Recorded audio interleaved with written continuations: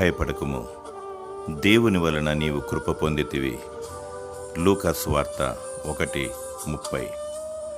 సింహపు బోనులో దానియేలును దేవుడు కాపాడి బ్రతికించాడు. దానియేలు భక్తిపరుడు, ప్రార్థనపరుడు.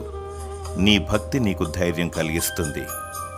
నీ చుట్టూ క్రూర జంతువు లాంటి మనుష్యులు నిన్నేమి చేయలేరు. దేవుడు తన కృపచేత నిన్ను కాపాడును. ధైర్యముగా ఉండుము. ఆమేన్.